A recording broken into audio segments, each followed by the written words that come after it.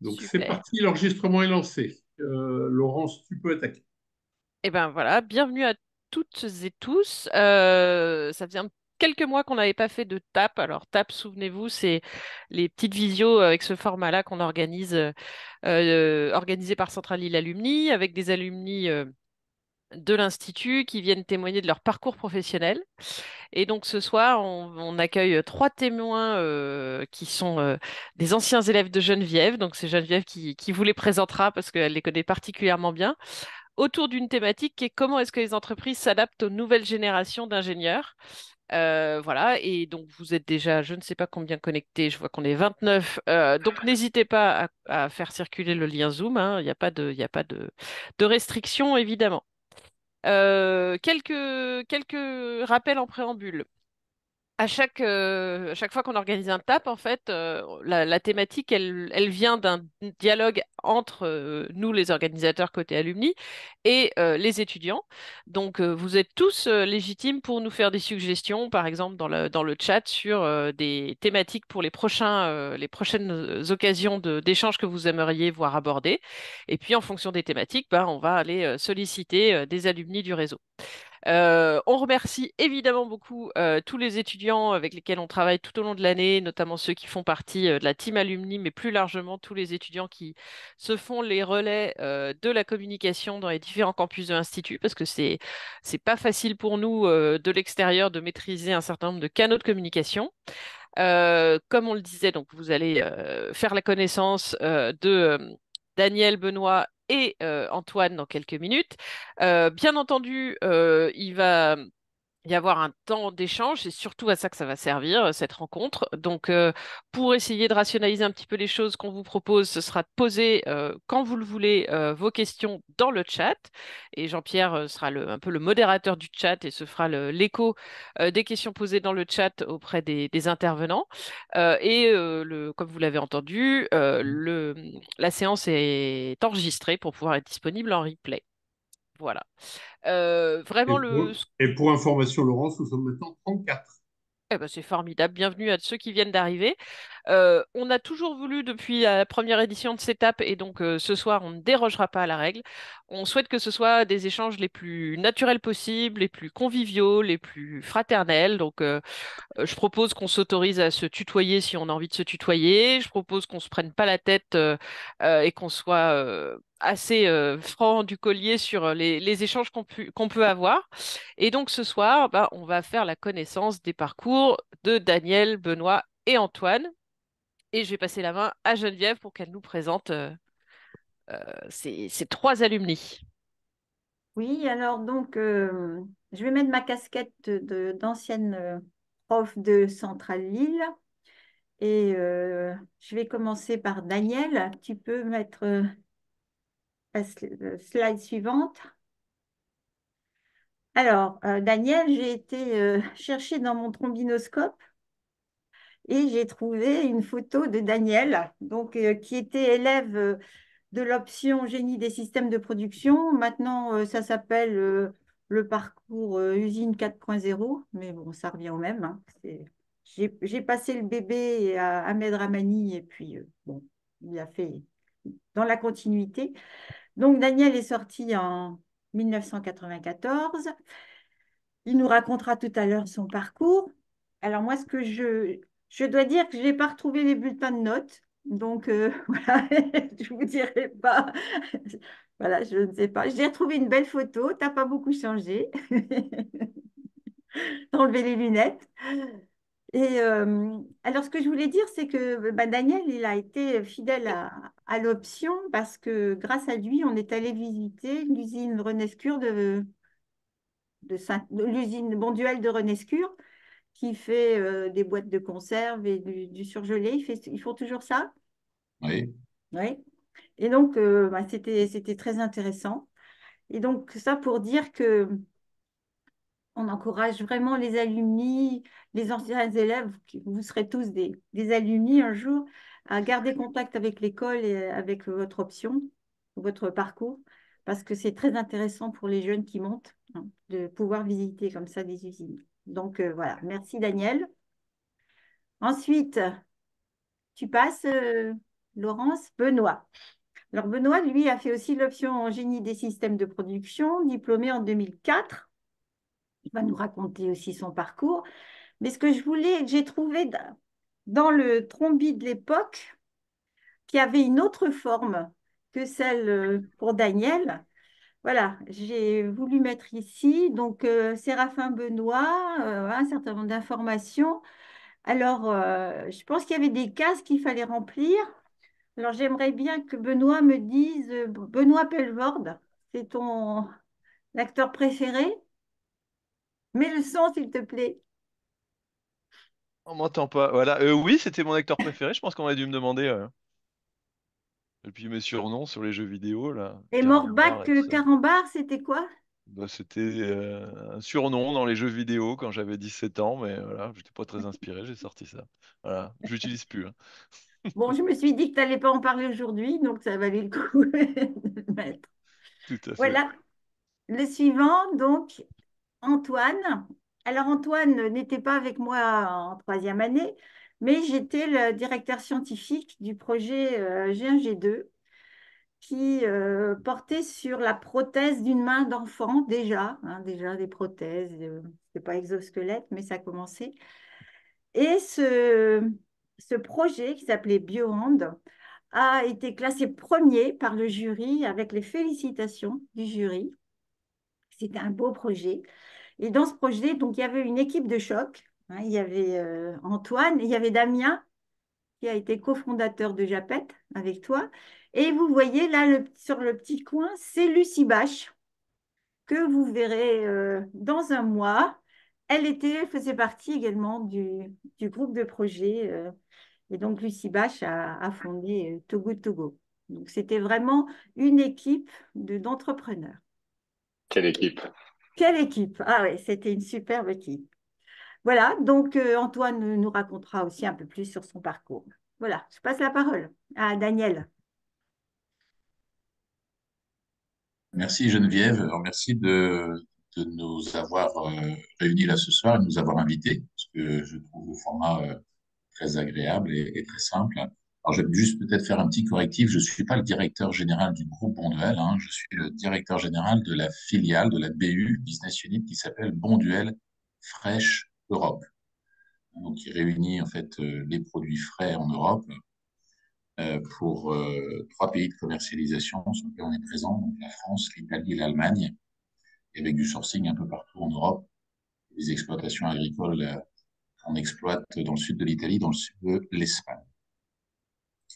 Alors donc, j'ai 52 ans, donc comme vous voyez sur la photo en bas à gauche, là, j'ai toujours des lunettes, mais elles sont un petit peu différentes. La mode a changé depuis. Euh, Entre-temps, j'ai eu l'occasion de me marier, d'avoir deux grands-enfants qui ont aujourd'hui David à 20 ans et Mathieu 18 ans.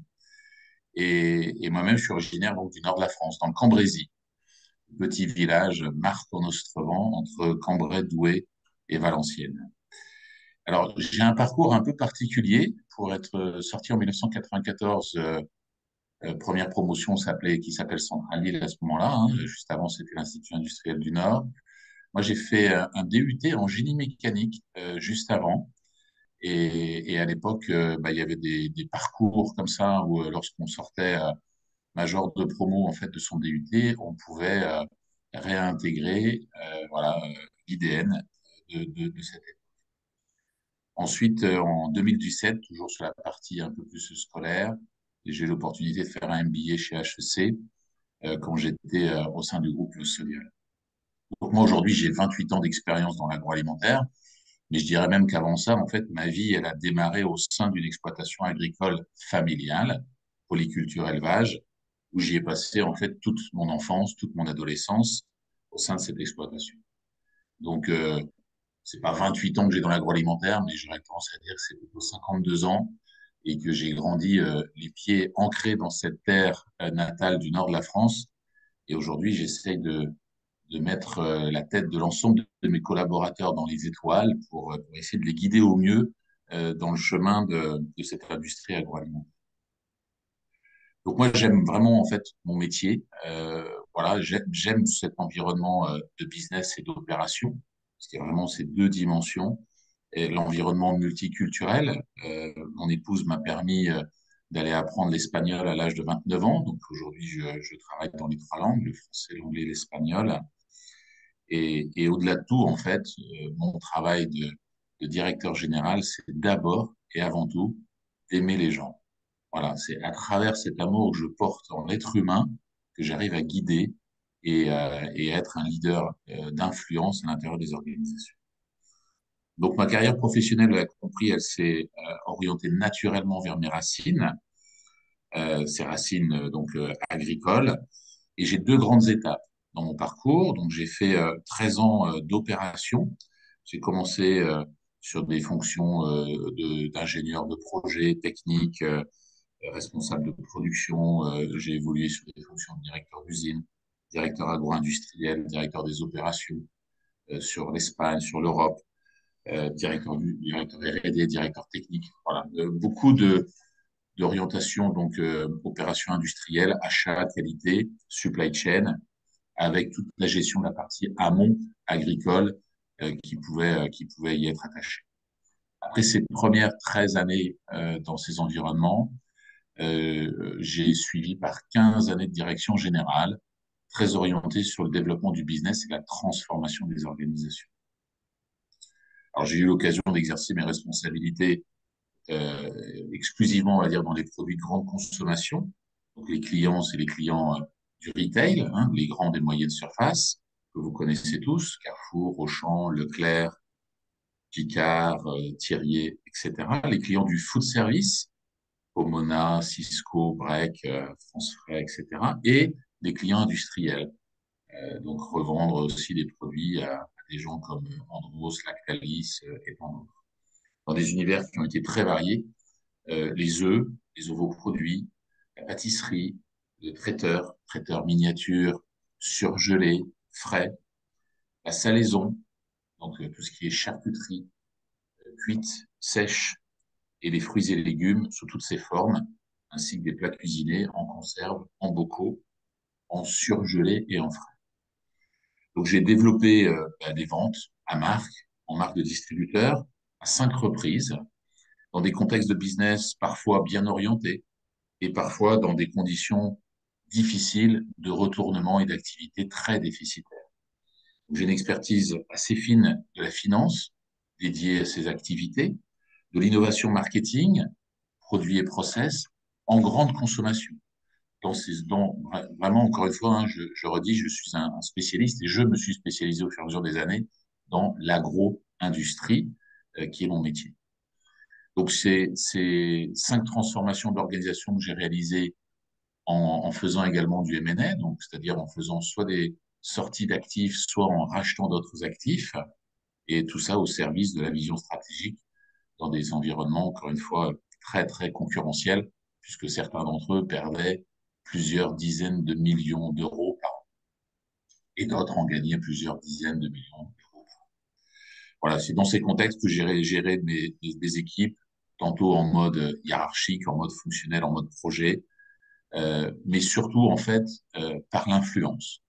Et vous apprendrez au fur et à mesure de vos carrières qu'il faut arriver effectivement, et de par sa connaissance des environnements, à influencer l'ensemble des parties prenantes, que ce soit nos fournisseurs, nos clients et l'environnement politique autour des organisations, et puis évidemment l'ensemble des équipes qui sont dans l'entreprise. Voilà. Et je terminerai ma présentation par vous redire que mon premier moteur, c'est l'être humain, c'est d'aimer les gens, et c'est grâce à ça aujourd'hui que je continue à prendre plaisir quotidiennement dans ma fonction de dirigeant.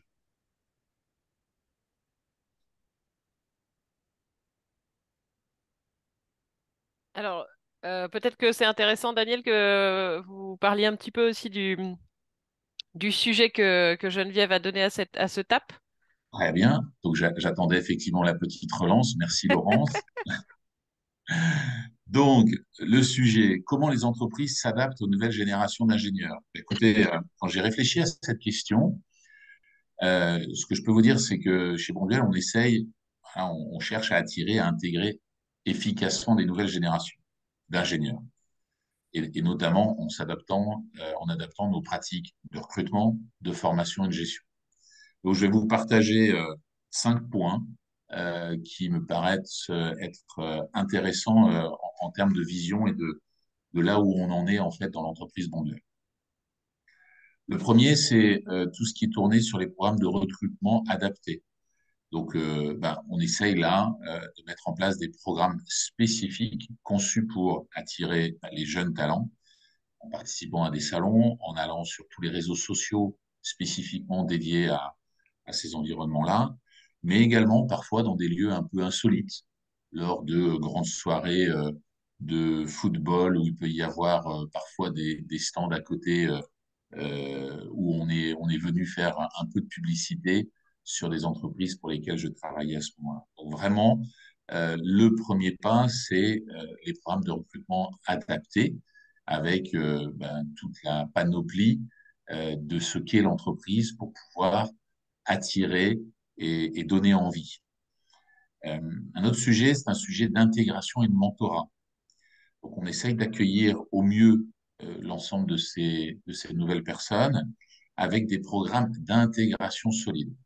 En fait, on dit toujours que on rentre dans une entreprise pour ce qu'est l'entreprise, pour le projet d'entreprise, pour la vision qu'elle porte, l'impact qu'elle a sur la société. J'y reviendrai un peu plus tard. Mais surtout, on quitte l'entreprise parce que on a un désaccord avec son hiérarchique direct et on comprend pas le sens en fait de son N+1 et de pourquoi en fait il pose certaines choses. Donc cette intégration et ce mentorat dans les premiers mois d'arrivée sont des éléments qui sont très importants pour pouvoir bien accueillir en fait la personne qui arrive. Le troisième sujet, alors j'aurais peut-être pu commencer par ça, mais c'est vraiment le sujet de la mission de l'entreprise. Donc la mission Bonduelle, qui est basé sur 2 grands pieds. D'un côté, l'impact positif et de l'autre côté, la croissance responsable. Et on essaye donc, à travers cette mission qui est d'inspirer la transition vers l'alimentation végétale pour contribuer au bien-être de l'homme et à la préservation de la planète, tout ça avec un projet collectif d'entreprise, donc qui est déployé au sein de l'entreprise depuis 5 ans maintenant, sur ce projet qui s'appelle Inspire. Et Inspire, en fait, il vient s'appuyer sur une stratégie qui est revue tous les 3 ans avec une méthodologie qui s'appelle le OGSM. O pour objectif, G pour goals, donc les stratégies, S sur les... Non, S les stratégies, excusez-moi, G les goals, S les stratégies et M les measures. Donc, c'est une méthodologie qui nous permet en fait de donner cette projection à 3 ans et de bien se dire, voilà, là où on veut être en termes de chiffre d'affaires, en termes de taux d'accident, en termes d'impact positif, est-ce que l'entreprise veut être bicorp, à quel horizon, et sur plein d'autres critères où on pose des critères économiques et des critères non économiques dans cette stratégie à 3 ans.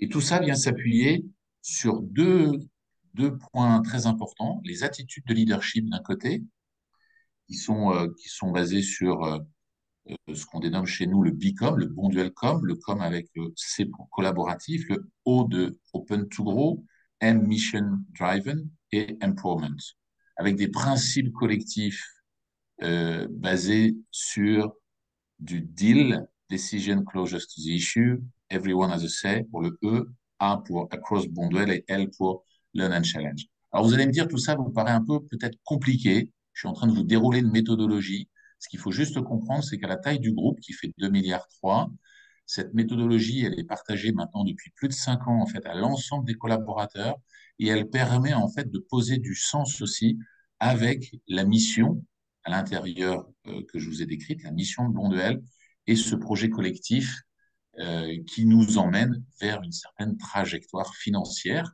puisque la finance est quand même au service en fait de ce projet d'entreprise.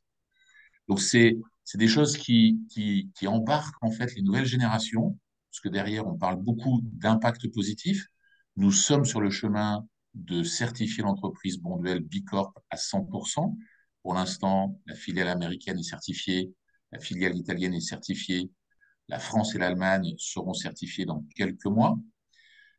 Et on a un horizon 2025 d'être certifié sur 100% du chiffre d'affaires de l'ensemble du groupe. Et ça, c'est quelque chose qui est vraiment très inspirant pour les jeunes générations, de comprendre qu'ils arrivent dans une entreprise qui porte du sens et qui va vers cet impact positif. Voilà, le quatrième point que je voulais vous parler, c'était donc la culture d'entreprise. Je l'ai un peu abordé à travers tout ça, mais on promeut une culture d'entreprise donc inclusive, collaborative, qui valorise l'innovation, la diversité et le travail d'équipe, avec qui sont tous des aspects qui sont particulièrement appréciés par les jeunes générations. Donc, l'ensemble de nos réunions sont dorénavant, et depuis maintenant 5 ans, co-régulées, à savoir que sur toutes les réunions sont nommés un méta-observeur, un timekeeper, un pouce déciseur et puis voilà, et puis l'animateur de la réunion, hein, qui n'est pas le hiérarchique, qui n'est pas celui qui est le décideur hein, de la réunion.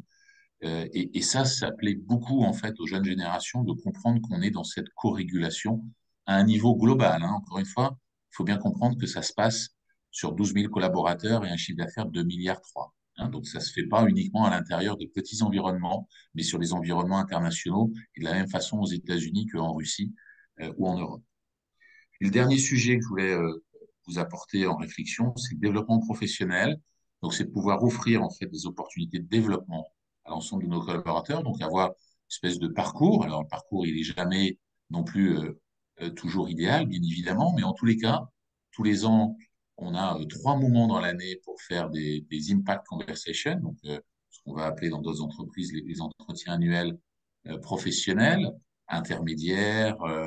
Et finaux, enfin, une fois dans l'année, où d'un côté, on parlera des éléments de rémunération, et de l'autre côté, on parlera de l'ensemble du développement et des plans de développement personnel qui sont pour l'ensemble de nos fonctions clés et de l'ensemble des jeunes ingénieurs obligatoires pour justement avoir ce développement et pouvoir tirer en fait les personnes dans ce processus au sein de l'entreprise et d'avoir des notations, alors, tous les systèmes RH, bien évidemment, autour de tout ça, avec un système à 9box qui nous permet en fait de bien identifier les hauts potentiels et d'avoir des programmes spécifiques et à la carte pour cette population. Voilà ce que je voulais vous partager, Laurence et Geneviève, sur ce sujet. Donc, je pense, je ne sais pas combien de temps j'ai pris dans l'assemblée, mais je pense que les 10 minutes ne doivent pas être très loin. Tout à fait. Merci beaucoup, Daniel, pour ce témoignage. Du coup, on va continuer le tour de table, enfin le tour de micro plutôt, avec Benoît, avec un peu le même déroulé, c'est-à-dire une partie un peu quel est ton parcours, et puis une partie sur effectivement comment s'adapter aux nouvelles générations d'entreprises. On continuera bien sûr ensuite avec Antoine. Et d'ores et déjà, n'hésitez pas à poser vos questions dans le chat pour que Jean-Pierre puisse ensuite les poser à nos 3 intervenants du soir. Benoît. Oui, ben, je vais repartir aux sources aussi. Je m'appelle Benoît Séraphin, je suis originaire du Nord également, de Saint-Omer, dans le Pas-de-Calais. J'ai fait une classe prépa à Valenciennes, et puis après, j'ai redoublé, j'ai cubé pour avoir de meilleurs résultats, pour travailler un peu plus. Et j'étais pris à Centrale Lyon, et puis je suis allé faire la rentrée, et puis ma copine de l'époque voulait pas me suivre, donc je suis allé voir le directeur qui a appelé Sud Centrale Lille, et j'ai changé ma place, et puis j'ai par la suite eu l'occasion de rencontrer celui qui avait eu la chance d'aller à Centrale Lyon grâce à moi. Bon, ça s'est fait un peu comme ça, donc je suis rentré en groupe premier de Centrale Lille, puis j'ai l'impression d'être sorti quasiment dernier, à moitié au rattrapage, parce que j'ai failli redoubler la dernière année.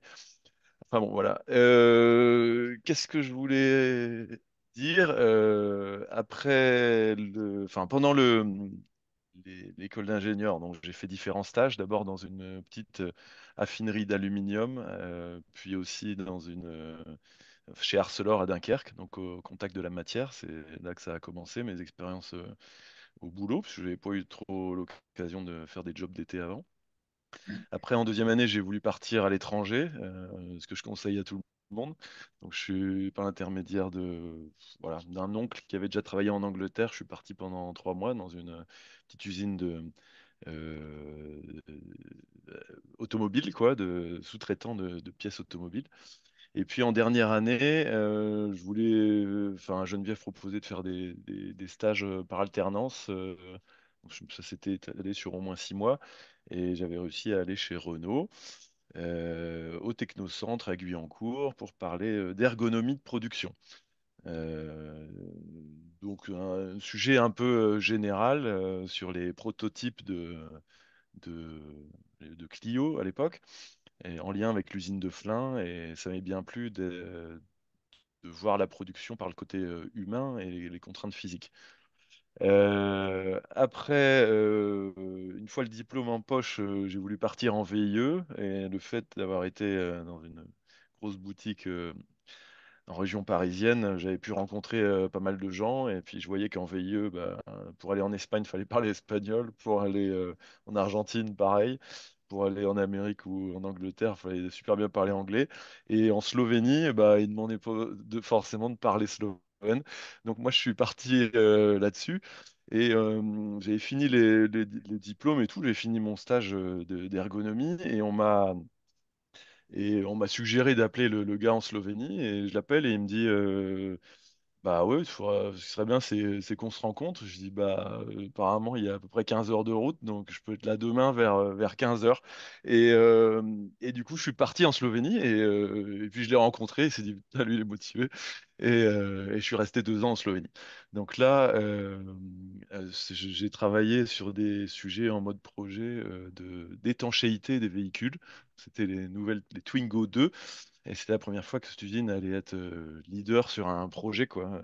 Avant, ils copiaient les mêmes voitures qui étaient faites sur d'autres usines.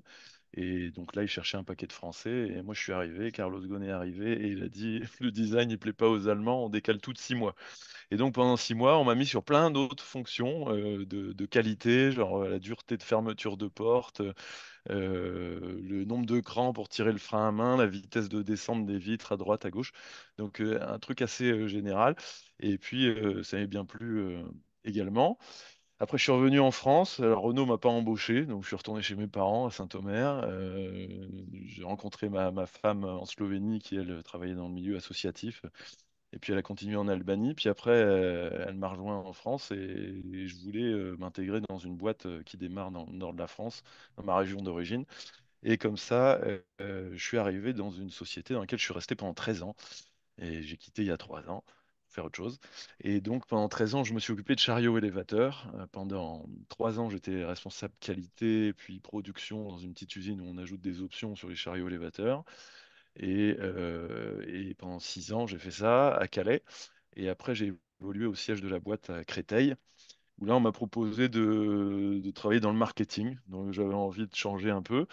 Et marketing produit, c'est-à-dire un peu expert sur une gamme, sur la moitié de la gamme des chariots élévateurs, qui étaient les plus gros chariots, porte-conteneurs, et jusqu'aux petits chariots électriques, 1,6 tonne. Et donc, j'ai pu voyager pas mal chez les différents fabricants en Finlande, en Suède, en Allemagne. Et voilà, j'ai fait ça pendant 7 ans. C'était pas prévu au programme, mais ça m'a quand même bien plu. Après, on a eu un petit garçon en région parisienne, un confinement, deux confinements. On s'est dit, on n'en peut plus, on veut un jardin. Et ma femme étant originaire de Nantes et moi du Nord, bon, bah, on est arrivé en Normandie. Et dans un autre secteur, qui sont les photos qui sont là, ça ressemble pas mal à notre bain de zinc, comme on dit. Donc depuis 3 ans, je suis responsable production d'une petite usine d'une cinquantaine d'ouvriers, et puis une quinzaine de personnes dans les bureaux, ou bien dans la réception. Et c'est du traitement de surface par la méthode la plus bourrin qui soit, c'est-à-dire tremper des pièces en acier dans de l'acide chlorhydrique, puis dans un bain de zinc, un creuset chauffé à 450 degrés avec plein de brûleurs au gaz. Et on trempe les pièces, à la fin il y a du zinc autour, et puis c'est garanti quasiment 100 ans avant que ça rouille. Bah, le problème aussi de ce genre d'usine, c'est que le gaz, ça a coûté fois 6,7 la facture, le tarif, quoi. L'électricité fois 4,5. Et puis, on a dû augmenter les prix de 10%. Et au final, il y a des clients qui sont barrés, qui ont dit oh, hors de prix, on va à la concurrence. Parce que tout le monde n'avait pas renouvelé ses contrats au même moment. Et la situation trop extraordinaire pour la boîte dans laquelle je bosse actuellement. Et donc, je vais peut-être rebondir sur autre chose. Puis là, j'ai des opportunités également pour arriver dans l'usine d'à côté qui fait de la peinture. Et puis également, dans le milieu est concurrentiel, il y a une autre usine qui s'ouvre cette année dans le même département, sachant que normalement, des usines comme ça, il y en a tous les 200 bornes. Donc j'ai mis le pied dans un truc hyper concurrentiel et pas si simple, mais ça me plaît bien d'être en contact avec le terrain, d'avoir des chefs d'équipe que je peux faire monter en compétences. Maintenant, je m'appuie réellement dessus. C'est eux qui font la communication descendante, les flash infos que je leur fais lire tous les mardis, et puis pouvoir organiser l'usine un peu à ma sauce maintenant que j'ai 20 ans d'expérience là-dedans, et j'en ai vu un peu dans différents pays. Euh, voilà. Après, on va parler trop vite. Je suis bon dans le timing. 5 minutes. Tout va bien, Ça fait Benoît. bizarre de rien entendre en face quand je parle tout seul. Ah J'espère non, que mais ça on est vous 40 intéresse. connectés, hein, tu n'es pas tout seul. Ok. Du coup, la question, voilà, la question du soir, c'est comment s'adapter aux nouvelles générations dans une PME? Bah, je Dans, suis venu pour avoir les réponses parce que non, le problème, je me le pose pas vis-à-vis des ingénieurs, mais plutôt pour recruter des ouvriers. Et on a le même problème. J'ai fait les statistiques des 40 personnes dans mon usine, là, enfin même des 70, les bureaux compris. Presque la moitié des gens avaient été embauchés quand ils avaient moins de 25 ans. Et puis après, j'ai fait le stat. Combien on a de personnes de moins de 25 ans sur les 70? Bah, on en avait deux, puis ils ont eu 25 ans cette année. Donc on en a zéro. Et la mission locale m'a aussi. Enfin voilà, on cherche tout le temps du monde, des agences d'intérim. Et puis la mission locale aussi. Donc, je suis rentré en contact et ils étaient assez intéressés. Et pour me dire, bah, les gars, ils ont foiré Enfin, à l'école, c'est pas leur truc, mais je me rends compte que dans mon usine, bah, il y a pas mal de gens sur les 70. Là, il y en a au moins 4 ou 5 et ils savent pas lire, pas écrire. Puis en fait, bah, ça leur plaît vachement ce boulot qui est super concret, qui est physique. Une fois qu'ils commencent à avoir un peu d'âge et puis mal aux épaules et partout, bah, ils deviennent caristes. Et puis ils y trouvent leur intérêt, quoi. Ils s'intègrent bien.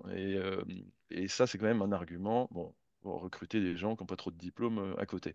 Mais n'empêche que bah, on a du mal à motiver les jeunes de 19 ans à leur dire de porter de la ferraille pendant 40 ans, parce que c'est super physique, quoi. Les postes d'accrochage et de finition, bah, disons que ceux qui ont grandi à la campagne, ils savent ce que c'est le goût du travail, puis on a l'impression que les jeunes générations qui ont grandi à la ville, bah, c'est pas si simple, quoi. On a mis en place, entre autres, depuis 3 ans, là, depuis 2 ans, une petite mise en situation quand on fait faire des visites aux ouvriers, aux candidats intérimaires, on leur donne des gants, la casquette, les lunettes, puis une pince, puis on leur demande d'attacher un fil, on regarde comment ils font, on leur explique comment faire mieux. Enfin, on demande à un de leurs futurs binômes. Après, ils prennent la pince, ils coupent. Et ça permet de tester déjà les outils, nos gants, et puis ça permet de voir si le gars il a déjà tenu une pince, quoi, parce que on en est à ce niveau-là. Et bon, avec ça, on a quand même moins de gens qui se barrent le premier jour après avoir démarré dans l'usine.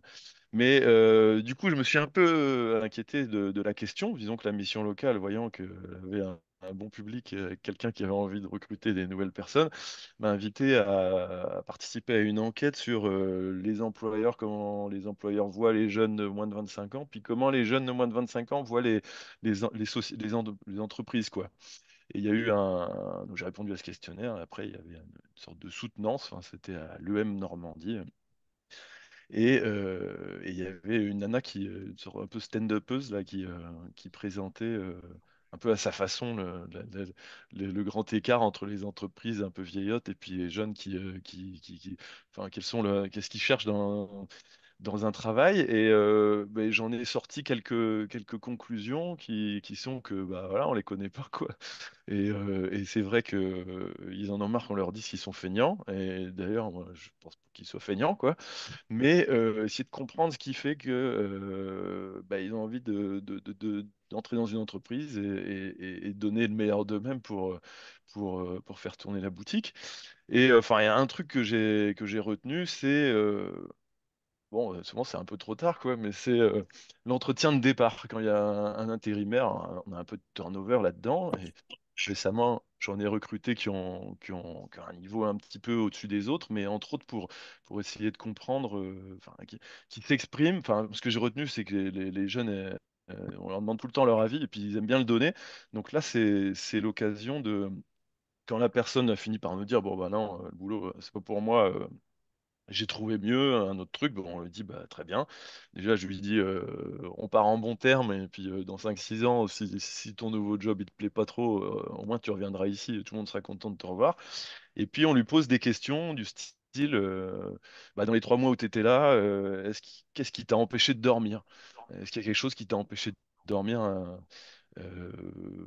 lié au travail une fois que tu étais à la maison. Alors, c'est un peu des questions personnelles, mais c'est quand même aussi une façon de dire que la société l'entreprise doit faire un peu d'effort pour que les gens restent. Et puis, quelque chose qui empêche quelqu'un de dormir, c'est quand même super grave. Bah, les gens, ils ont souvent des trucs à dire, quoi. Surtout les plus jeunes ou bien les gens qui ont la parlotte facile. Je l'ai fait avec des gars qui étaient là depuis 15 ans de boîte, qui ont démissionné. Ils n'avaient pas quoi répondre, on n'avait jamais demandé leur avis. Mais n'empêche que, il y a un gars qui est arrivé en septembre, il est reparti en novembre, et alors, on a fait l'entretien avec le chef d'équipe, ça a duré 1 heure, et il nous a sorti, mais quantité d'infos, l'éclairage à tel endroit, il est merdique, regarde, ah ouais, c'est clair, on va le décaler. Le flash info, tu trouves pas que c'est un peu chiant? Il dit, mais non, mais c'est vachement bien, le chef d'équipe, il met la pression quand il en a besoin, il calme les esprits quand il y a trop de pression. Euh, alors bon, ça a permis de prendre conscience aussi à mes chefs d'équipe que voilà, il y a besoin de faire attention aux personnes, de leur demander leur avis. Et bon, voilà. Donc je développe ça davantage. Il y a un gars qui a démarré lundi et aujourd'hui il m'a dit qu'il ne veut pas renouveler. Il va partir vendredi. On refera un entretien de départ et il a 20 ans. Donc il va nous apprendre à mieux connaître la jeunesse. Sinon, à mon avis sur les jeunes ingénieurs par rapport aux PME un peu comme la mienne, c'est bah, je pense pas que ma boîte fasse particulièrement d'efforts là-dessus. Elle se pose beaucoup de questions, donc on est davantage présent sur les réseaux sociaux. On a embauché une responsable communication qui a même pas 25 ans l'année dernière. Et elle a un objectif de poster régulièrement, je sais pas, je crois 70 posts par an à faire on fait la galette des rois, ou bien on a produit telle œuvre d'art, ou bien on a contribué à tel chantier. Ça fait partie bah, de la réputation un peu numérique de l'entreprise. Et puis, ce que je voulais dire d'autre, oui, bah, il y a un élève ingénieur d'une école d'ingénieurs de traitement de surface à Limoges un jour, il m'a appelé ou m'a envoyé un mail et a dit, je voudrais faire un stage ouvrier.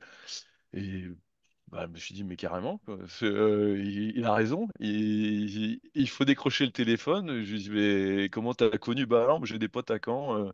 Je viens de Cherbourg, mais je pourrais me faire loger à Caen. Et puis, bah, traitement de surface, Galva, je pense que ça peut m'intéresser. Et puis, il est venu, il a bossé 3 semaines. Alors, je lui ai dit, bah écoute, par contre, combien on va te donner de thunes? On m'a dit, c'est 50 euros par semaine. Bon, il m'a dit, ouais, ça me va, ça paye le plein. Puis finalement, il a tellement bien bossé qu'on lui a donné 200 euros par semaine, je crois. Et mon idée, c'est le conseil à donner aux jeunes, faut tenter s'il y a un truc qui vous plaît de loin, vous avez envie de tester, n'hésitez pas à appeler le numéro qui est sur la fiche euh, Google Maps là, et puis demander à parler au responsable production. Et alors, je ne dis pas que ça marche avec tous les responsables production, mais moi, ça m'a plu. Puis mon directeur, il a signé direct, et ça a apporté des choses aussi dans l'atelier. Bah, d'avoir un gars qui a fait des études et puis qui partage le boulot avec eux. Enfin, c'était un très bon stage ouvrier. Et puis en partant, je lui ai dit, bah, si tu as un stage de deuxième année à faire, tu vois un peu tous les sujets sur lesquels on a échangé et tu reviens avec plaisir, tu connais les tarifs maintenant. Et puis voilà quoi, on est resté en contact. Je pense que ça participe vachement à la réputation un peu locale ou bien, voilà, du secteur d'activité, de l'entreprise et puis de l'industrie tout entière manufacturière quoi, parce que c'est pas forcément le secteur qui fait rêver, parce qu'il n'y a pas forcément des mille et des cents à gagner là-dessus. Mais pour des ingénieurs, il y a vraiment tout à faire, quoi. Quand on est un généraliste comme en sortant de Centrale Lille, que le contact avec les gens et puis l'expérience, les bases de données, pas savoir parler avec les gars qui font les logiciels. C'est enfin, moi je me plais vachement bien dans ce boulot et je conseille à tout le monde de faire un stage ouvrier en galvanisation pour mieux travailler à l'école après, quoi. Voilà. Merci beaucoup, Benoît, pour ce témoignage. Moi, j'imagine que ça va inspirer un certain nombre de personnes. Merci Bah, beaucoup. j'espère bien. Merci. Donc, je renouvelle mon appel. N'hésitez pas à mettre d'ores et déjà vos questions pour Daniel ou pour Benoît dans le chat. Et le dernier qui va se présenter, c'est Antoine. Antoine, je vois pas ta petite étiquette, mais à toi. Je suis là, est-ce que tu me Génial. vois? Merci. Merci Laurence. À toi de jouer. Euh, Qui es-tu, Antoine? alors, je m'appelle Antoine Noël, je suis le dirigeant fondateur de Japon Medical. Et alors, plus que parler de ce qu'on fait, ce qui est intéressant, c'est les personnes qui ont parlé avant. Alors, Daniel, je ne sais pas si tu es au courant, mais Bonduel est un de nos clients. Et Benoît, je pense que GKMP va devenir un de nos clients. Non, mais, en fait, ce qui est intéressant et ce que tu mets en avant, Benoît, juste avant, c'est on a de la chance, là, on est entre ingénieurs. Bon, globalement, on va pas avoir un travail très physique. Je pense que Benoît, aujourd'hui, toi, bon, des techniciens, des ouvriers, je sais pas comment ils sont qualifiés, mais qui sont des personnes de l'industrie qui sont généralement quasiment les mieux lotis. Faut savoir qu'en dehors de l'univers des ingénieurs, qui est quand même un univers assez restreint, il y a des personnes, des personnes qu'on accompagne au quotidien, qui portent quasiment 10 tonnes cumulées dans la journée. C'est des gens qui, qui se cassent un peu le dos au travail. Alors, l'industrie, généralement, c'est là où les gens sont les mieux traités, mais on parle des soignants, on parle de la logistique, on parle du BTP. C'est vraiment des métiers qui sont très, très, très difficiles pour des personnes qui vont, quand ils rentrent chez eux le week-end, ils peuvent quasiment pas se lever tellement ils ont mal au dos. Et donc, nous, ce qu'on a développé avec Japon Médical, c'est un exosquelette qui va permettre de maintenir en emploi des personnes qui souffrent du dos. Donc, les générations un peu plus âgées, hein, ceux qui se rapprochent de 55 ans, qui se rapprochent de la retraite, qui, à cause de la douleur, ne peuvent quasiment plus travailler. Mais également faire de la prévention. Et donc, on parlait des jeunes générations. Les jeunes générations, effectivement, quand elles voient que leurs parents se sont cassés le dos au travail, ils se disent ça, c'est pas pour moi. Et en fait, effectivement, investir dans des entreprises, investir dans des produits, investir dans des moyens de prévention, tu as fait de l'ergonomie, Benoît. Donc, c'est aujourd'hui l'un des enjeux clés hein, pour les nouvelles générations. Bon, je vais quand Juste même pour vous parler intervenir, de. on a acheté 4 exosquelettes l'année dernière, 5 exosquelettes, et il y en a 4 qui sont portés tous les jours. Enfin, c'est le modèle pour C'est les vrai? bras en l'air, là. Non, sans déconner, on les a achetés à Cool. Ilti. Ouais. Mais j'ai découvert Japé après, hein, avec des Ouais, publications c'est pas sur le même, c'est pas Internet. le même. De toute façon, la problématique, je pense, pour toi est au niveau des épaules, vu la photo que je me c'est bien. Enfin, en fait, Ouais, maintenant qu'il y a aussi une pénurie en termes de main-d'œuvre, les salariés choisissent leur entreprise. Et effectivement, s'ils voient que d'un côté, il y a un exosquelette et pas de l'autre. Bon. Bref. Pour vous parler un petit peu du parcours en 5 minutes. Bon, déjà, moi, je viens de Valenciennes aussi. J'ai fait ma prépa au même endroit que toi, Benoît. Euh, et effectivement, j'ai cubé de la même manière pour aller arriver à Centrale Lille. Pendant ma prépa, j'ai fait un petit projet, un side project sur de la robotique. Et donc, quand je suis arrivé à Centrale, il y avait le projet G1, G2. Il y avait d'un côté un projet pure robotique, la Coupe d'Europe ou Coupe de France de robotique, qui pour moi avait pas trop de sens. Et je pense que c'est un des vrais sujets dont on va parler hein, sur les jeunes intégrations des jeunes générations. Faire des robots pour faire des robots, c'est marrant, mais ça m'enthousiasmait pas trop. Et de l'autre côté, Geneviève proposait un projet de main robotique pour les enfants agénésiques, donc nés sans main. Et donc ça, c'était vraiment la première étape dans le parcours qui est celle de dire intégrer une technologie dans des personnes qui en ont vraiment besoin.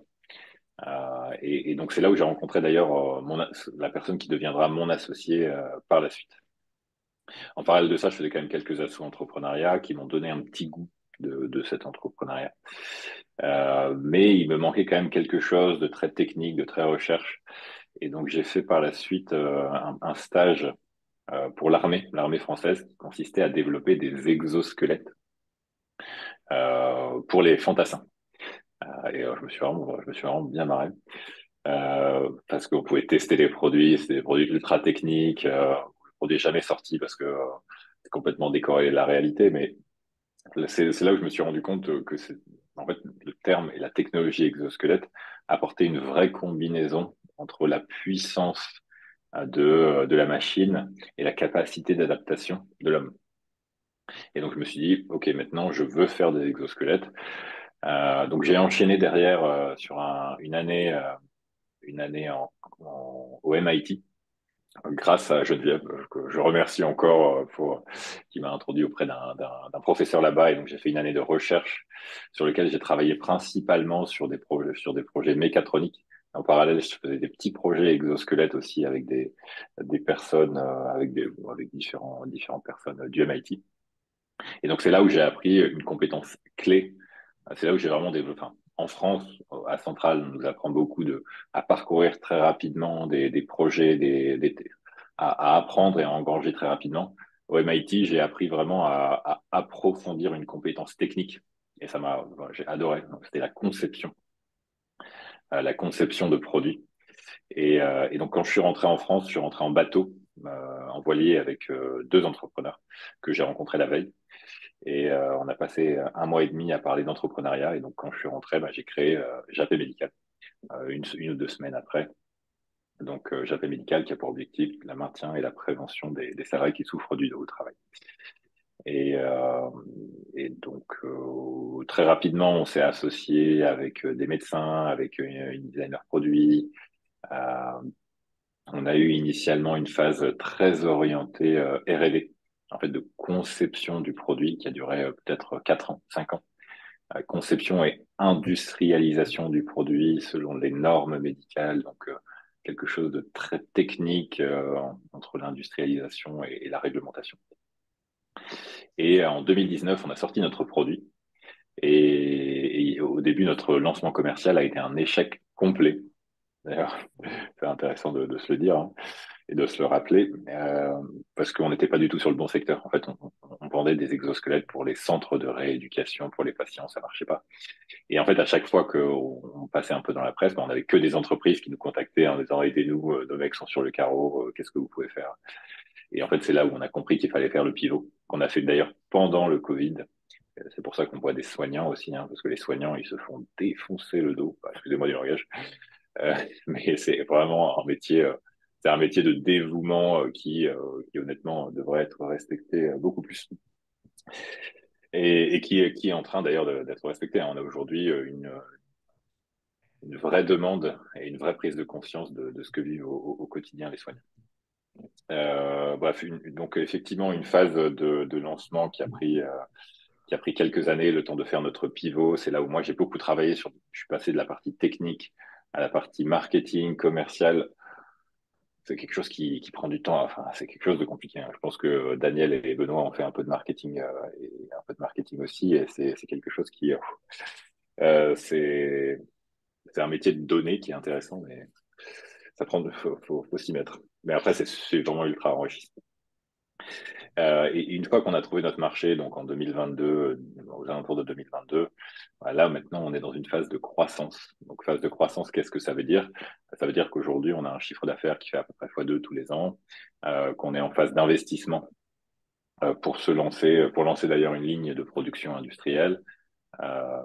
On est en phase également de développement à l'export. On a signé des partenariats en Chine, au Canada, un peu partout en Europe.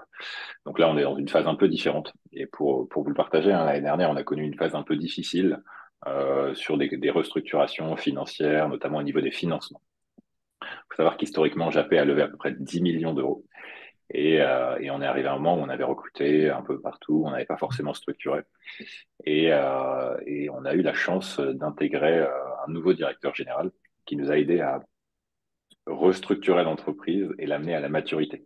Et aujourd'hui, on est dans une phase où l'entreprise est devenue beaucoup plus mature et elle a une croissance maîtrisée. Et pourquoi je vous parle de cette personne? C'est notamment pour parler des anciennes générations, à l'inverse des nouvelles générations. Je vous en parlerai après, c'est intéressant. Donc globalement, aujourd'hui, l'entreprise, c'est une trentaine de personnes. On a équipé à peu près 1000 utilisateurs. On a plus de 40 clients actifs. Donc globalement, l'entreprise est sur de bons rails. Et je ne vais pas forcément attendre qu'on me pose la question puisque j'ai déjà commencé à en parler. Mais effectivement, les nouvelles générations, comment est-ce qu'on intègre les nouvelles générations? Alors nous, on a plutôt le problème inverse. Moi, j'ai 32, 33 ans. J'ai 33 ans, donc bon, même si je ne sais pas trop dans quelle génération, je pense que je ne suis pas la dernière, mais nous, notre problème aujourd'hui, et au début de la boîte, c'est qu'on avait une moyenne d'âge de 27 ans. Et on avait beaucoup de mal à intégrer les plus anciennes générations. Et bon, pour nous, les jeunes générations, c'est pas trop un problème parce que je pense que ce qui intéresse beaucoup les jeunes générations, alors il y a des trucs, le cadre de travail, le fait d'avoir des responsabilités, enfin, c'est intrinsèque chez nous puisque on a créé ça, donc forcément c'est nos valeurs. Mais ce qui compte généralement beaucoup, c'est le sens de ce que fait l'entreprise. Et ça, c'est vraiment aux clés des enjeux pour attirer ces nouvelles générations. Puisque si, enfin, c'est ce que je vous partageais au début, hein. Faire de la robotique pour faire de la robotique, pour moi, il n'y a vraiment aucun intérêt. C'est aujourd'hui, enfin, ce qu'on adore, c'est des histoires où nos utilisateurs nous disent grâce à vous, je peux reprendre mon enfant dans les bras, grâce à vous, j'ai pu lasser mes chaussures.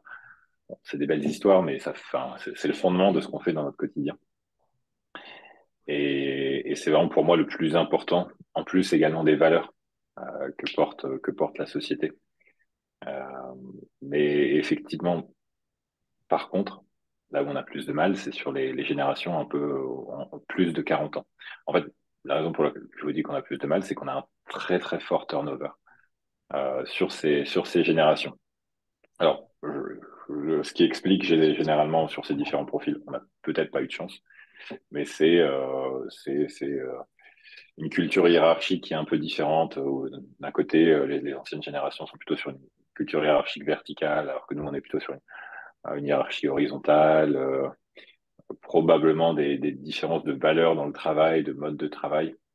Euh, Après, je ne veux pas forcément généraliser, puisque si au début, on était une entreprise très jeune, je vais revenir sur le directeur général qu'on a intégré, c'est grâce à des profils d'expérience qu'on a aussi pu rebondir et restructurer.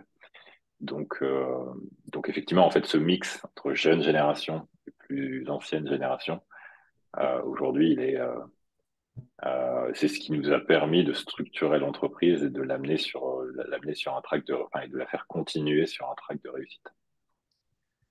Voilà un petit peu pour vous partager mon retour d'expérience sur ce sujet sur lequel je ne pense pas maîtriser beaucoup plus que ce que je vous ai dit. Bien, bah, merci beaucoup pour ces trois témoignages qui sont très diversifiés, à la fois par, voilà, par les secteurs d'activité, les formats d'entreprise, etc. Et donc, je vais arrêter de partager mes slides parce que juste un slide avec des points d'interrogation, c'est quand même pas très intéressant. Mais je propose à Jean-Pierre de commencer peut-être à se faire le porte-voix des questions qui sont arrivées dans le chat. Alors, il y a une première question qui vient d'arriver justement sur la fin de la présentation d'Antoine. C'est quoi la différence entre hiérarchie verticale et hiérarchie horizontale?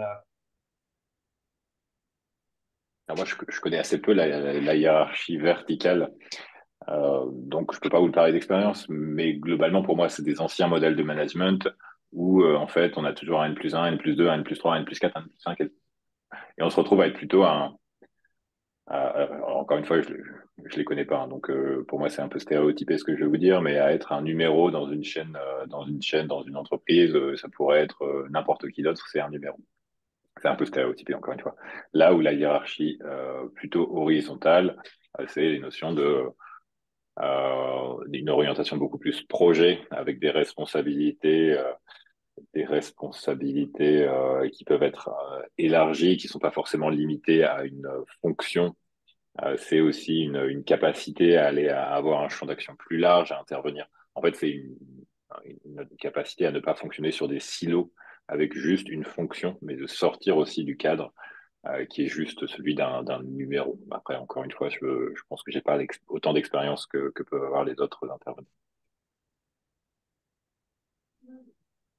Merci. Ensuite, Erwan pose la question pour Benoît en particulier, mais elle est générale.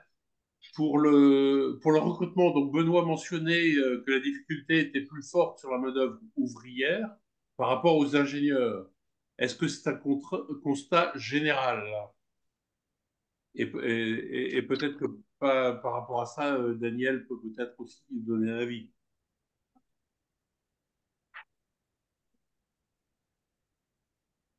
Moi, j'ai pas eu beaucoup à recruter d'ingénieurs. Je l'ai fait quand j'étais à Quai. Il y avait eu les candidats, j'avais eu le choix, quoi. Il y avait eu du monde et puis ça s'était bien passé. Après, la main-d'œuvre, oui, il y a plus de postes, quoi. Donc, il y a encore besoin de plus de monde et je sais pas. Est-ce que c'est aussi difficile de recruter des ingénieurs? Je me rends pas compte. En tout cas, moi, ils m'ont recruté. Je venais de Paris. J'allais faire 300 bornes pour venir et j'ai dit j'ai un déménagement. Ils ont accepté de m'en payer la moitié. Ça devait pas être si simple non plus de trouver un ingénieur pour faire responsable production en Galva, vu qu'ils ont débauché un gars qui faisait du marketing à Paris, quoi. Mais je n'ai pas la. Je sais pas ce que c'est plus dur que pour recruter des ouvriers. Partager que dans l'environnement agroalimentaire, il y a une vraie difficulté sur de la main-d'œuvre ouvrière qualifiée euh, en environnement, on va dire, rural et en environnement à côté de grandes agglomérations. Euh, mais également, quand vous êtes dans des environnements de grandes agglomérations, moi actuellement j'ai des usines en banlieue lyonnaise, même sur la main-d'œuvre non qualifiée, c'est extrêmement compliqué, parce que le taux de chômage en fait est très faible et qu'on est sur des populations qui savent que du jour au lendemain, en fait, ils retrouvent du travail dans une autre entreprise et qui préfèrent rester sur des contrats précaires, donc de l'intérim, pour pouvoir toucher les 10% de précarité supplémentaire et décider de partir 3 mois, refaire un périple à droite, à gauche, aller voir de la famille à droite ou à gauche et avoir cette liberté d'esprit. Et on retrouve donc des profils sur ces main-d'œuvre en usine qui sont très compliqués à fidéliser, très très compliqués. Hein, et des gens qui peuvent avoir entre 25 et 35 ans, euh, voilà, et qui vous disent eh ben non, non, moi, ma semaine de congé, durant le printemps, ce sera cette semaine-là. Ah oui, mais non, l'usine ne peut pas, il faut que tu décales, etc. Ah non. Donc, si vous ne me donnez pas ma semaine de congé, c'est pas compliqué, je mets fin à mon contrat d'intérim et puis bah, vous irez chercher quelqu'un d'autre. Parce qu'en fait, ils savent que le lendemain qu'ils seront revenus de vacances, ils retrouvent un job avec une autre agence d'intérim puisque le marché est très, très tendu.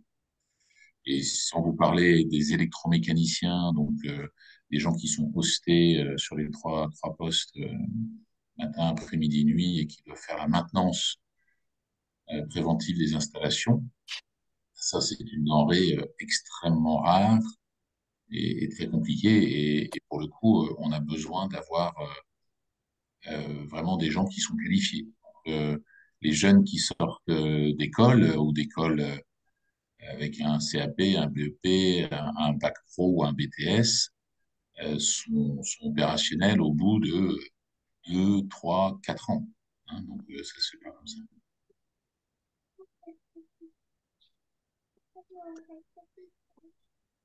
Je me permets un commentaire comme ancien DRH d'ArcelorMittal. Euh, c'est vrai que, comme tu viens de le dire, Daniel, le marché de l'emploi est en train de changer énormément, et en particulier dans certains bassins d'emploi. Si vous prenez le Dunkerquois, par exemple, il va y avoir dans les 5 ans qui viennent 16 000 créations d'emplois directs et encore beaucoup plus en indirect, ce qui va créer une pénurie de main-d'œuvre et justement un changement de rapport de force, je dirais, entre les employeurs et les employés, et les entreprises n'ont pas d'autre choix que de développer des actions pour devenir attractives, à la fois pour les ingénieurs, mais également pour les techniciens, les ouvriers qualifiés, etc. Ça devient un sujet de plus en plus important, en particulier dans certains bassins d'emploi. Bien, Noé a une question. J'aurais une question pour Daniel. Tu as mentionné que ton amour pour les gens te guidait dans ton travail, mais aussi que tu étais devenu très bon en finance. Quelle est ta répartition entre interaction avec des gens et finance dans ton métier? Parce que personnellement, j'aime bien les gens aussi, mais la finance, pas trop. Ça, bien, il y a un peu d'humour là-dedans, mais il y a des vraies questions derrière.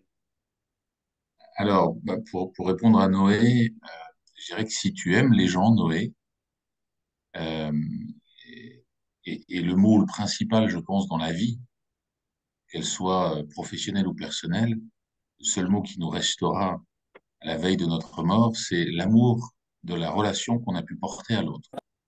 Hein, ce ne sera pas le compte en banque, ce ne sera pas les projets, les ceci, les cela, mais ce sera vraiment, en fait, ce temps qu'on aura passé dans la relation.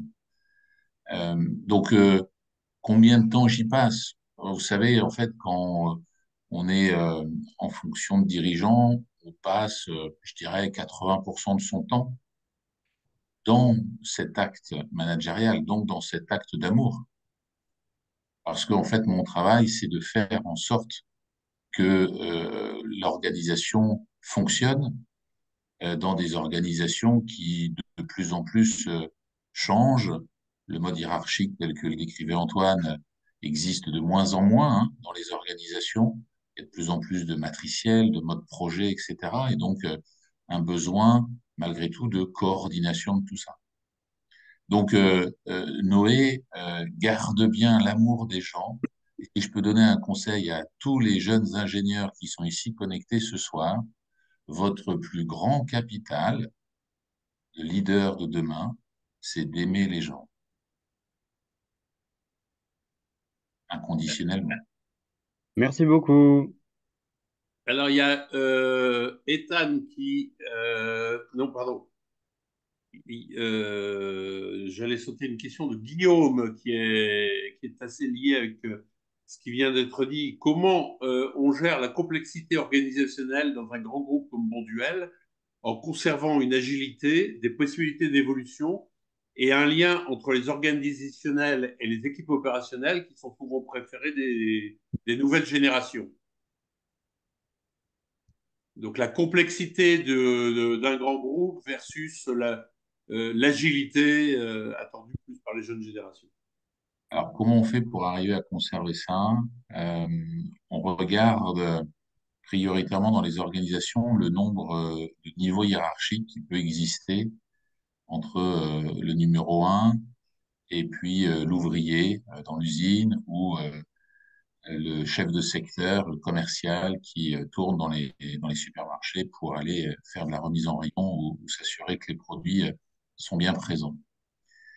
Et très souvent, et Bonduel n'a pas fait exception, hein, on a fait des projets en fait de simplification d'organisation pour pouvoir enlever entre deux voire trois niveaux hiérarchiques vertical, aplatir les organisations parce que encore une fois pour accélérer les décisions, il faut que on soit pas drivé par l'organisation mais qu'on soit drivé par les clients et par on va dire les catégories, l'aspect catégoriel du produit que l'on vend. Donc, tout doit être tourné vers la vente et vers les équipes pluridisciplinaires qu'il faut mettre autour des catégories de produits qu'on réfléchit à mettre en marché ou qui sont déjà en marché. Voilà. Et puis derrière, c'est être exemplaire, donc être à côté des gens, enfin, faire des choses simples. Vous savez, moi, j'ai un mot qui me caractérise depuis très longtemps. C'est ce que vous avez compris que je viens d'un milieu très modeste, une petite exploitation agricole. Hein, c'était 25 hectares. Hein, vous imaginez, ça fait quand même pas beaucoup, avec un peu d'élevage et d'engraissement de porc. C'est du bon sens. Du bon sens paysan, le BSP. Quand on me dit, t'as quoi comme diplôme, Daniel? Mon premier diplôme, c'est mon BSP. Et ce bon sens quotidien, de savoir dire bonjour aux gens, de savoir les écouter, et de comprendre en fait que c'est eux qui ont la réponse aux problèmes qui sont soulevés. Donc, donc oui, il faut simplifier les organisations Et oui, il faut être un acteur en fait de ces simplifications, ce qui laisse entendre aussi qu'il ne faut pas avoir peur de la charge de travail et de mettre les mains dans le gros tas de merde qu'il peut y avoir de temps en temps au milieu de l'entreprise, parce que le problème, il faut le prendre et il faut le résoudre. Bon, ce que tu dis, Daniel, me parle puisque j'ai des origines très similaires aux tiennes et, et, et un vécu industriel avec des points communs. Etam pose une question toujours pour Daniel. Les parcours tout faits par les grandes entreprises sont-ils réellement un bon moyen d'évoluer dans sa carrière et au niveau des salaires? Ou alors est-ce qu'il vaut mieux changer d'entreprise tous les 2 3 ans pour pouvoir mieux négocier? Le modèle de la longue carrière dans une grande entreprise est-il toujours aussi intéressant que dans le passé? Alors moi, j'ai pas de réponse toute faite à cette question, parce que je vais vous renvoyer une question aux uns et aux autres qui êtes connectés ici. Quel est le sens de votre vie? Et est-ce que, quand vous arriverez à l'aube de votre mort, vous vous direz, ma carrière, elle a valu le coup parce que mon salaire, il a fait x3, x4, x5, x10, x1000. Posez-vous cette question. Posez-vous la question de l'argent, à quoi sert-il? Est-il un moyen ou est-il mon Dieu sur lequel, en fait, je deviens dépendant?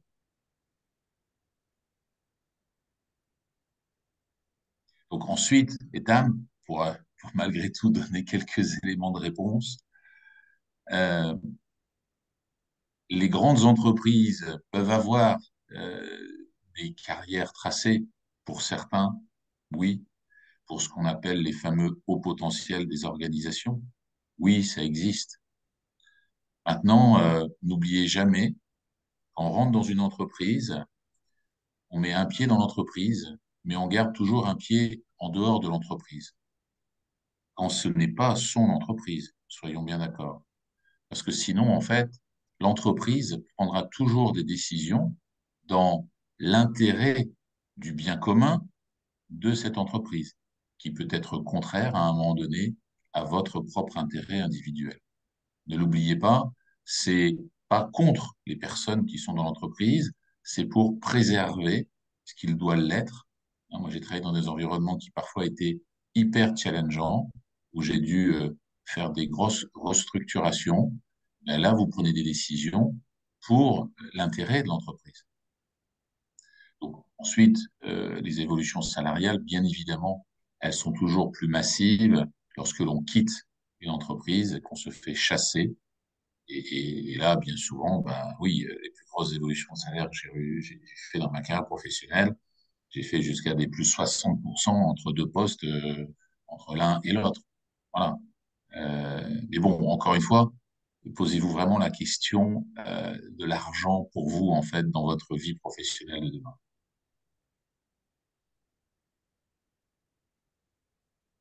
Question d'Erwan. On entend que le turnover est de plus en plus fort aujourd'hui. Est-ce que les entreprises s'adaptent en acceptant le turnover, par exemple, mise en place de processus pour assurer la transmission et la passation, par exemple, ou est-ce qu'on tente de le combattre en tentant de fidéliser, par exemple, ou bien les deux? Quelle stratégie quelle stratégie, pardon, pour quel contexte dans l'idée et quel conseil pour nous?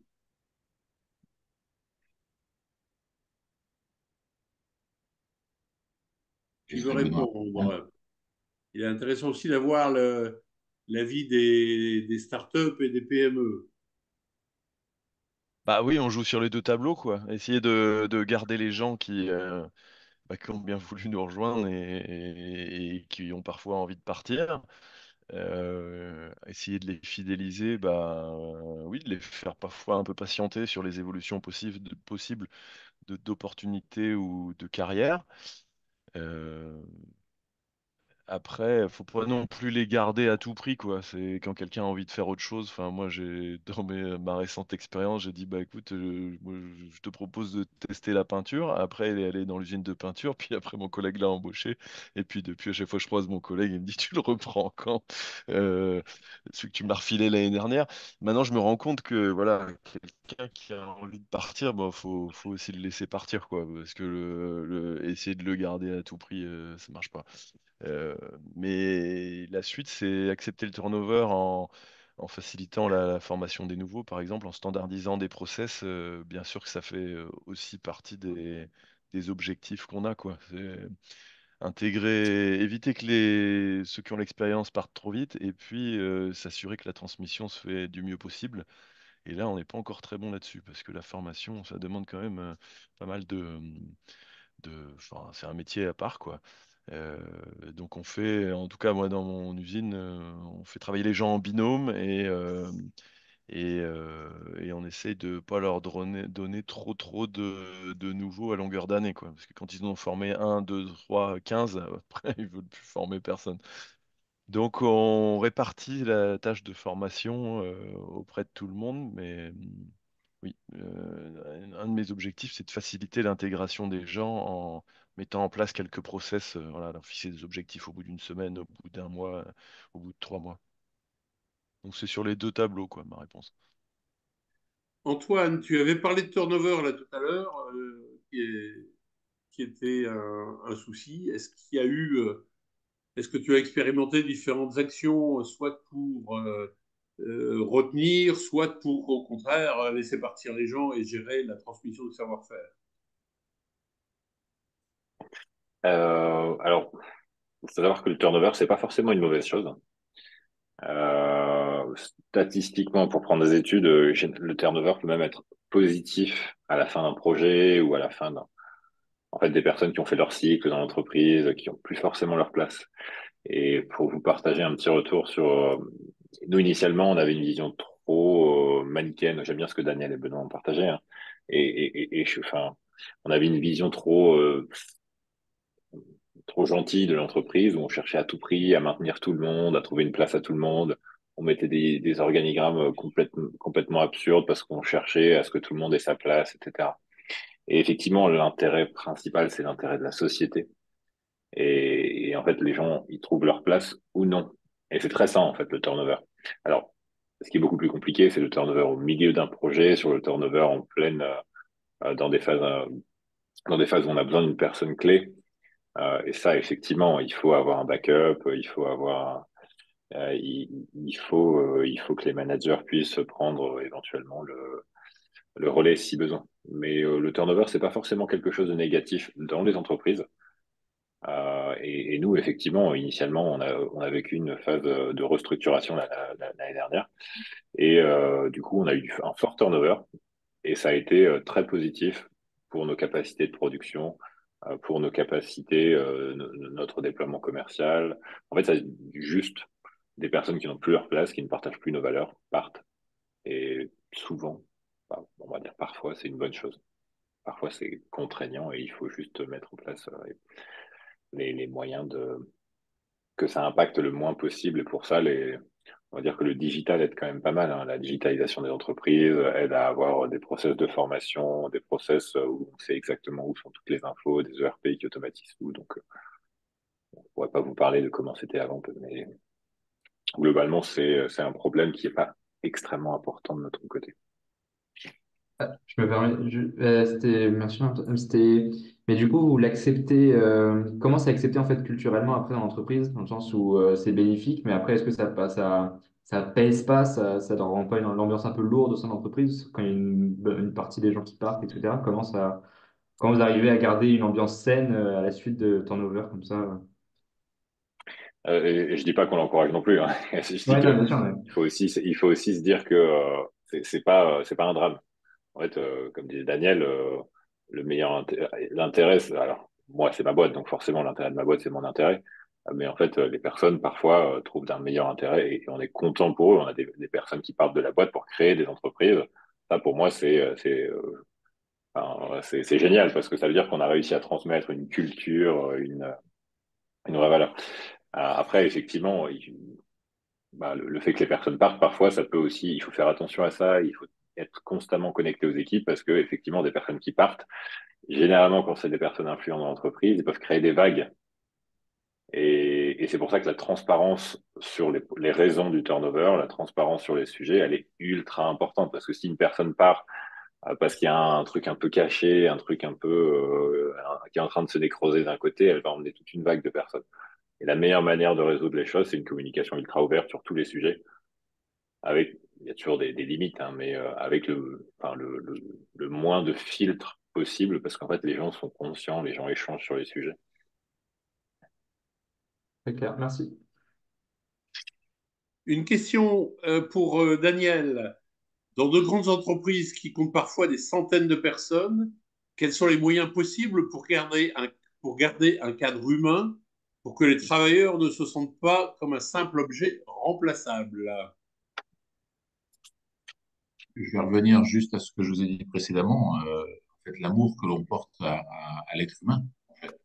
Donc, essentiellement, du comportement individuel des managers à tous les niveaux de l'organisation, qui sont en capacité, quand ils arrivent le matin, d'aller dire bonjour à Geneviève, à Benoît, à Antoine, à Laurence, avoir un sourire, à prendre les 30 secondes pour comprendre comment le jeune enfant que vient d'avoir Antoine lui permet de faire ses nuits ou pas, et avoir en fait cette relation.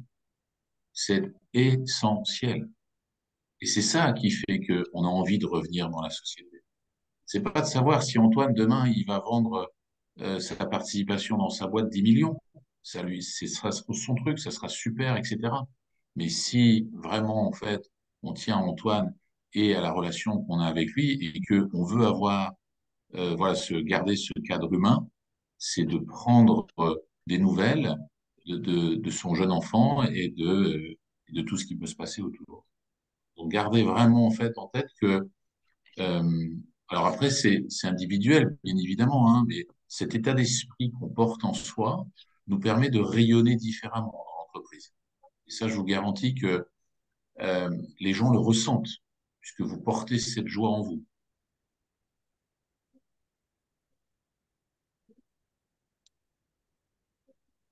Bien, est-ce que tous les trois, Antoine, Daniel et Benoît, est-ce que vous avez à ce stade des réactions par rapport aux interventions des uns des autres? Est-ce que de votre côté, vous voudriez relancer un point? Bah, moi je veux bien intervenir avec la mission locale, là, leur enquête sur ce que les jeunes cherchaient dans les entreprises. Il y avait une réponse qui était assez surprenante. Un des résultats, c'était que, bah, en tout cas, les moins de 25 ans des milieux pas forcément favorisés, là, qui ont du mal à trouver du boulot, ils cherchaient pas du sens dans l'entreprise, quoi.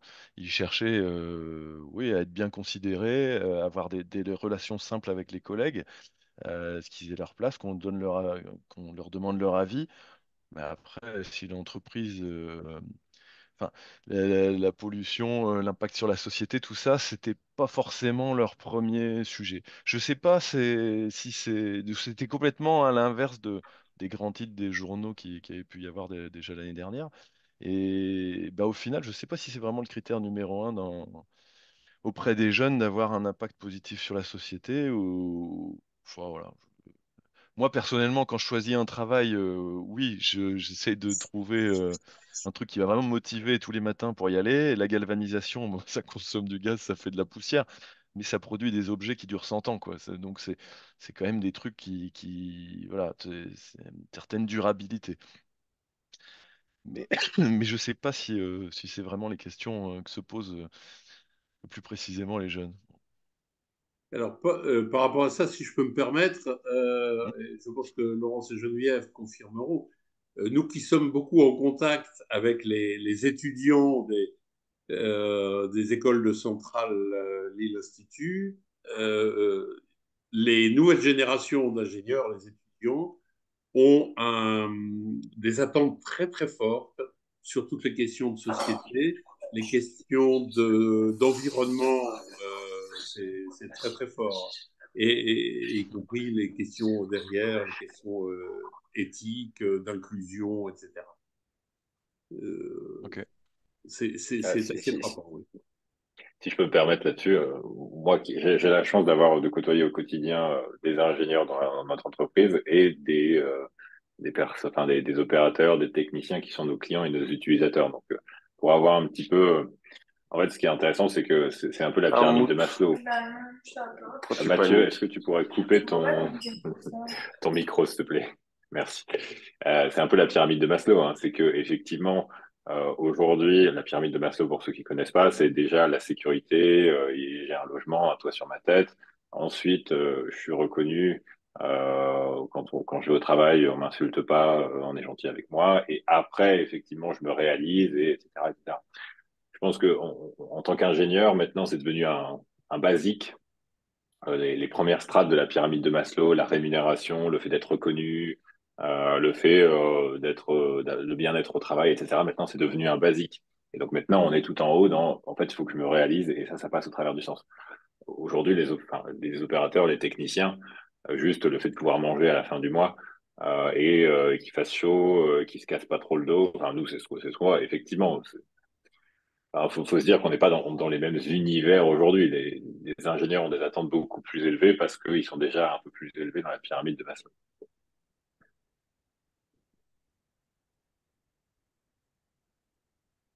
Une dernière question, donc soit par Daniel ou Antoine ou Benoît.